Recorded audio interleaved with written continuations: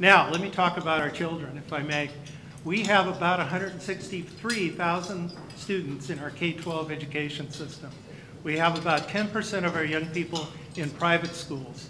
That has dropped in the last couple of years, and it's not because the private schools are doing any less, but I think it's because of the recession and the cost of tuition. So we're actually seeing more children coming back into public schools because they can't beat the price. We also know that we have about, in the state of California, 25% of our adults who now have children in public education do not have a high school diploma. 25% of the parents. We also know that we've had an increase in minority youngsters in California, which is really, and I've said this before here, is really an advantage to our kids in California because they welcome diversity and because their world is the world as we know it. Our world was what we lived, geographically speaking, where we live. They recognize the richness in diversity, and it really gives them a leg up in terms of their ability to work with a variety of cultures, a variety of values, and a variety of people. So they're very fortunate, we're very fortunate to have that rich diversity here in California for our young people. If you have any questions, please speak up. A few years ago, I would have said we had 8,500 teachers in our public school system. We have just a little over 8,000 teachers right now because of the reductions that have had to occur because of the funding cuts over the last few years.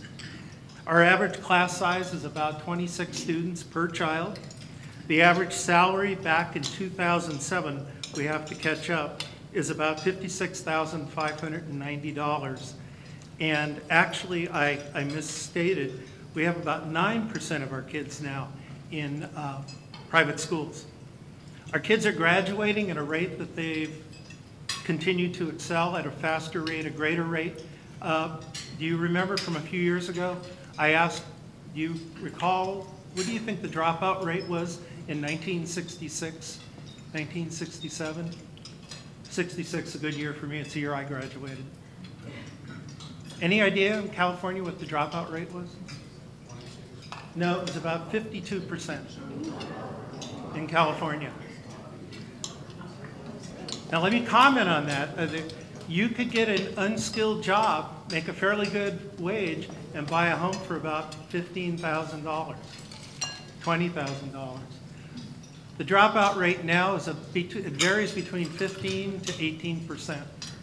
So the good news is that more children are staying in school and getting a high school diploma. We're also seeing that more kids are going on to the community college system as well as the CSU system and the UC system. What we're also experiencing for those young people moving on is that I was able to graduate from San Jose State in 4 years. It's virtually impossible to do that now because there are fewer course offerings available. And it's typically taking a young person now 5 to 6 years to get through a 4-year program. It's not because the post-secondary education folks don't want to serve the children, it's because, or young people, it's because the funding simply isn't there to offer the number of classes of course offerings that were available in the past. We have a lot of support here in Contra Costa for our youth, from business communities, from service organizations, and from families. But if you have an opportunity to talk to young people, especially high school students, a lot of them will share comments that might surprise you. And by way of introduction, you heard that I try to spend at least a part of the week with young people, which I'm able to do on a fairly regular basis. But a lot of kids will say, I'm not sure I want to have the lifestyle that my parents had. I'm not sure I want to work as many hours as they did to make my life better. I'm not sure I want to work for an organization that didn't value what my mom or dad did, but they valued the work that they did.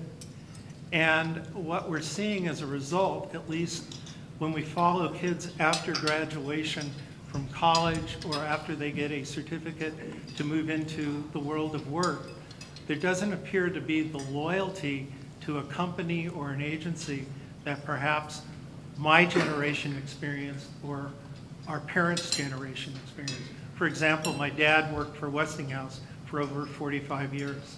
My 37-year-old son, who has an MBA and married with 2 kids, has worked for 5 different companies since he graduated from college. The environment, the work environment is very different.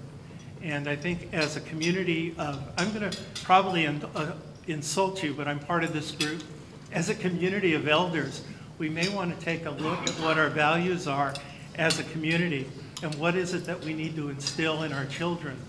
That it's not only having a successful job, but there's more to measure success than money. And giving back to the community as the chamber does, I think is extremely important to pass on to our next generation and beyond that. Our kids today, and I think I'll close with this, we know that our species is evolving. Our kids today, the brain is changing considerably to the brain of a 63-year-old Italian Czechoslovakian growing up in California. If you read the work by Pink, for example, kids can multitask at a rate that is absolutely incredible. I'm called a technological dinosaur by my grandkids. I just learned that with Etch-a-Sketch, if you turn it upside down and shake it, it disappears. I didn't know that. And one of the things that I think as educators, we need to reintroduce or introduce into the schools, and we need the help of parents and grandparents. First thing we do is collect cell phones when kids come into school. And the first thing kids do when the bell rings and they go home, they start texting. We need to find a way to use their technology in our classrooms to motivate our kids in today's world. If the Air Force can do it in terms of how they design and work with jet designers like Lockheed, et cetera, we should be able to do it in our classrooms so we can bring the 21st century into the classroom. And lastly, I'd like to close with you're right, it's been over 30 years that I've been an educator. This is my 41st year. And I've enjoyed each and every year because I get to work with the most precious resource we have as a nation, and those are our children. And I have no one but all of you to thank for giving me that opportunity to do that. And I take that responsibility very seriously. So thank you very much.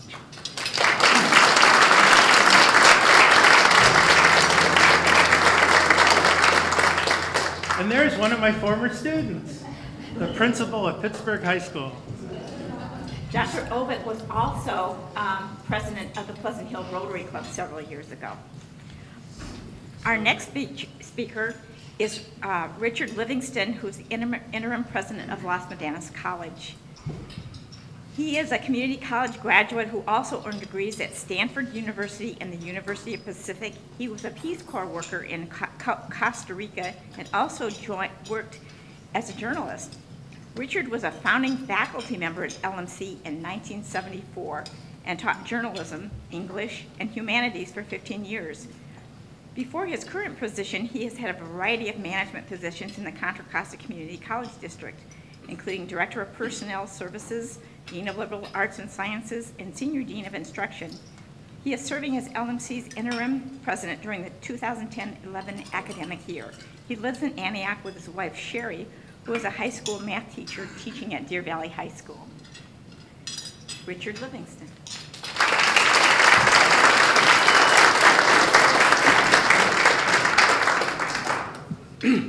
So I'm going to be talking about the state of education, and I guess what comes to mind is almost cliched, but it's from Dickens. It was the best of times, it was the worst of times. And I'm going to touch on some of the same themes that Dr. Ovitt did briefly. You know, if you're a native Californian, you probably take community colleges for granted. We've been around for about 100 years, but it's a radical idea in higher education. Higher education came to us primarily from Western Europe, and it was elitist. Education for the best and the brightest, people of upper social class. The community college is predicated on the belief that the common man, the common woman can profit from higher education. and we should have open access to higher education. It's a dramatic idea. And in California, there are now 112 community colleges, and we serve about 2.7 million students, down a couple 100,000 for reasons that we're going to talk about. 2.7 million students, the largest higher education system in the world. So we're very proud to be in the community college movement. Locally, Los Bananos College has been here since 1974. We have some wonderful innovations going on. We are using technology in wonderful new ways to engage our students. If you've been down Leland Road to the college, you've seen our facilities. We have changed from a small, reinforced concrete college to a wonderful, now expanded college with new library, math, science facilities, a quadrangle, and lots of renovations going on. We just won an award from an architectural competition for our quadrangle. Our student clientele is changing. We're getting more and more 18 to 20-year-olds, more and more students who see the community college as the first 2 years on the road to a master's degree.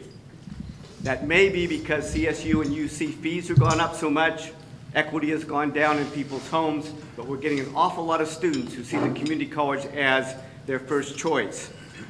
I think another thing that's really positive is we're emphasizing more and more outcomes. We used to be concerned about access. We're now equally concerned about success. We shouldn't expect the taxpayers to pay us just to have seat time for our students. What we really need to do is get those students through, get them to graduate, get them to transfer, and get them into the workforce.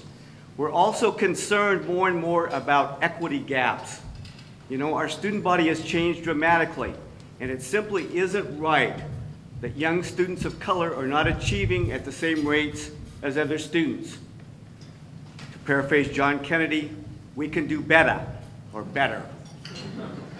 We've got to do better in closing those equity and achievement gaps. It's the ethical and moral thing to do, but it's also a pragmatic thing, because as people pointed out, those young people are going to be paying our Social Security. We really need a well-educated workforce that reflects the demographics of California. I had the privilege recently of going through all of our non-tenured track evaluations. A lot of young faculty that we've hired, and one of the things that really struck me is they are fine teachers. The community college system is not a research system, it's a teaching institution, and we just have excellent teachers. We have so many student success stories, just a couple off the top of my head. People that have been displaced from their jobs, gone through our P-Tech or E-Tech programs, now working in local industries, and with overtime making six-figure incomes. A young woman from Heritage High School who was academically ineligible to play basketball her senior year now has a 3.1 average with us, finishing her second year on the basketball team and getting scholarship offers from four-year colleges. Young people who, for whatever reason, have not achieved and in a supportive, challenging environment, in fact, have transferred. And if I can make a personal statement for a minute, my daughter was one of those. She went to LMC, got involved in the honors program, got a high grade point average, and in 2 years is finishing her education at UC Santa Barbara. We make a difference in our students' lives. Now, there was the other part of this, right? The worst of times. And I won't belabor the budget. Dr. Ovick did a good job with that. Community colleges have been reduced the last couple years. We cannot serve all the students who want to come to us. The proposal for next year is a $400 million reduction system-wide, which translates into $8 million or so in our local district. We are doing 3 budget scenarios. And a friend of mine said in a meeting, well, there's the best case scenario. And I interrupted him and say, no, there is no best case scenario. Well, we have our 3 scenarios: bad, worse, and catastrophic. So the best of the worst scenarios is a $400 million cut. The middle ground is about a $900 million cut. And we are having to put these budgets together right now, not knowing what the voters are going to do in June. And we have to schedule our classes for fall of 11. This is a very dicey proposition. We are looking at your local college. We think of a shortfall in the neighborhood of $3.5 million. And the context for that is our operating budget is $35 million. So we need to cut 10% of our budget.